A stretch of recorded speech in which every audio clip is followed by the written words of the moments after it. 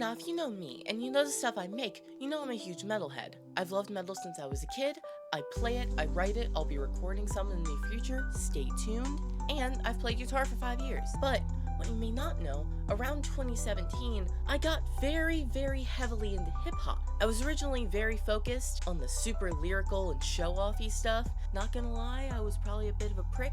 But one day, I got on the internet and I saw a headline. That day was June 18th, 2018. Hello, thieves, assassins, and rogues of ambiguous gender, and today we're going to be exploring my journey through the very interesting world of the SoundCloud era. So as I said, I wasn't really into that variety at all before, but I hopped on the internet one afternoon and I saw a headline. As many of you may know, the date matches with XXXTentacion's passing. And I read this article, and I don't know how to describe this, but I felt compelled to find one of his songs. So I listened to Sad, and I loved it. Then I listened to Moonlight, loved that too. And then from there, it just went. I went through pretty much his entire catalog. Look at Me, Young Brats, King, Revenge, Everybody Dies in Their Nightmares, Carry On, Depression and Obsession, all of it. I made a SoundCloud account the next day and started listening back through his older stuff. I absolutely binged this guy's music. Hate Will Never Win, Riot, Catch, which is my favorite X song, and Fuck Love, which is how I found Trippie Redd, who I also went on to listen to extensively. And incidentally, through X, I found another someone who lives in my head rent-free. Ski Mask Slump God, baby. I loved hearing their chemistry together on songs like Off the Wall, Take a Step Back, Freddy vs. Jason, and What an XXX Tarnation? I went into learning about their history and friendship together and how they went back to 2013. Then I went on to Ski's own music, and I fell in love with songs like Catch Me Outside, Do I Have the Sauce, Dapper Dan, and Baby Wipe. I was so excited to find more. Plus, he was dropping an album before the end of the year, and I was incredibly hyped. I was there day one for Stokely's release, and goddamn did it fulfill my expectations. To this day, this is still one of my favorite rap albums of all time. Songs like Faucet Failure, Foot Fungus, Reborn to Rebel, Nuketown, and Unbothered stick out as particular favorites of mine. Coincidentally though, someone else was coming up at around the same time. Someone who would also become a very dear friend to Ski. Someone who could freestyle like no one's business. Someone named Juice WRLD. With Juice, I felt like I was in the moment. Like, he practically had the biggest song on the planet there for a while. Who here remembers Lucid Dreams? I still see your shadows in my room. Can't take back the love that I gave you. It's to the point where I love and I hate you, and I cannot change you, so I must replace you. Oh, easier said than done. I thought you were the one listening to my heart instead of my head. He was also dropping an album that upcoming year, so I had something to get super hyped for, as well as a catalog of incredible music. Wasted, Lean With Me, Autograph, Moonlight, I'm Still, as well as a touching tribute to X as well as Lil Peep, who, for the record, I also really like.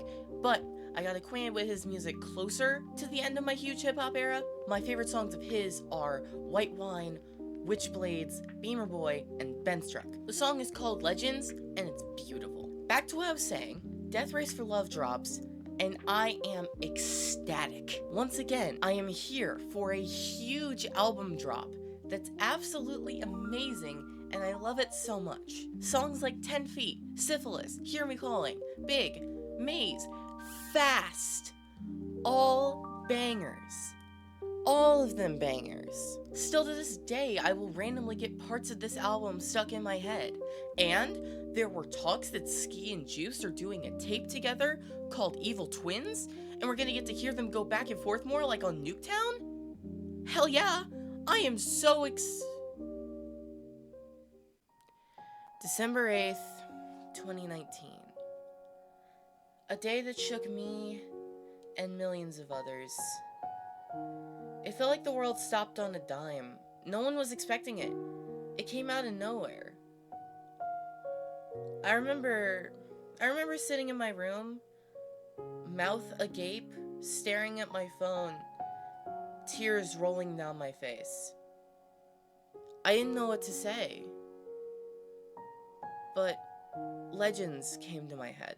What's the 27 club? We ain't making it past 21. Juice was 21 when he passed. Next thing my mind went to was Ski Mask. I looked to see if he said anything, and they keep taking my brothers from me. At this fucking point, just take me to... He can't be gone. More tears. That tore me up for a long time. I don't draw. I don't have the visual art talent. Mine's more in the music category. But I did draw Juice that day. I did draw him that day. It was odd moving on from that. It really did take me a while. But much like with X, it was very heartwarming to see everyone giving their condolences and tributes to him. Him and his music helped a lot of people, including myself. Rest in peace to Jared Higgins. As well, rest in peace to Jose Onfroy, who introduced me to the platform itself.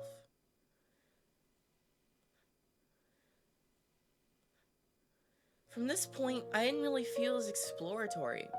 I didn't really seek out new artists, I just stuck with the ones I had.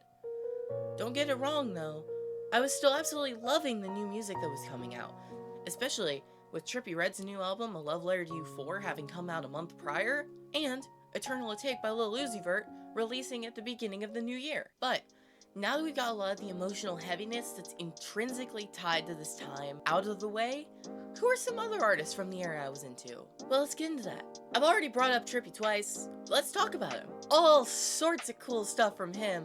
From Love Scars to Rack City to Topanga to Uka Uka, Can You Rap Like Me? I loved all of it. 6 Kiss, 1400 999 Freestyle, Yellow, Taking a Walk, Missing My Idols. All fantastic tracks. I also mentioned Lil Uzi, and goddamn, I love their music. They are probably one of the most versatile artists of the era, up there with X. 20 Minutes, The Way Life Goes, Save Me in Paradise, Money Longer, EXO Tour Life, New Paddock, Baby Pluto, Lo Mein, Byron, Suicide Doors. Hell, I even like their Chop Suey cover. Is it as good as the original? No. No, it isn't. But to be fair, it's insanely difficult to top System of a Fucking Down. But what I like is that you can clearly tell they were having fun making it. Certainly better than a certain Ariel's cover. Also, side note, I think it is so fucking awesome that there is a non-binary rapper who uses they/them pronouns with 26 million monthly listeners. That's badass. Let's fucking go, Uzi. One who it took a long-ass time to click with is one Playboi Carti. I was originally a bona fide Carti disliker. I didn't hate him, I just did not like his music at all. And then something changed. What changed? I listened to the song Location, that's what changed. That's how it clicked with me. And I finally understood what people meant when they said that he uses his voice as another instrument. From there, I went back, listened to the self-titled album, loved it, Magnolia, Woke Up Like This, Kelly K, and oh my god, New Choppa is insanely good. And then I finally got around to listening to Die Lit and Whole Lotta Red, and I loved both of those too. Whole Lotta Red took me 2 or 3 listens to fully vibe with, but it did happen. Also, for the record, I have not listened to I Am Music yet. I plan to very soon. So why am I making a video about the SoundCloud era in the year 2025? Well, over the past few days, I've been re-listening to a lot of my favorite songs and artists from back then, and for some of these songs, it's been like 5 years since I've heard them. It's been a joy to revisit the music from this part of my life, but there was a sticking point. Many of these artists have released new music, and I don't know it. Time to catch up. I haven't all the way yet, but I've caught up a decent amount so far. Trippie keeps evolving his sound, and his production is getting really, really good. I'm particularly partial towards Popular and Wizard 101 off the album St. Michael V2. Uzi dropped a pretty damn solid album with Eternal Atake 2, with songs like Mr. Chow, Chips and Dip, and Not an Option. But the one that I've far and away been the most impressed by and happy with, the triumphant return of Ski Mask! For his first full-length album in 5 years, he comes out with 11th Dimension, with all-time bangers like Shibuya, Headrush, Part the Sea, and in a very touching move by Ski, he dropped Wake Up, featuring Juice WRLD. This was a track meant to be on their Evil Twins mixtape, and I'm so glad we finally got it. Fun fact, this song was recorded at the same time as Nuketown. Yeah, in 2018. Time flies, doesn't it? Thank you for watching, and for joining me in my reminiscing journey about this era of hip-hop and what it meant and still means to me. Feel free to like and subscribe. We're at 90 subscribers. We're almost at 100. Let's keep it going. Have a great day, Rogues, and tip your server.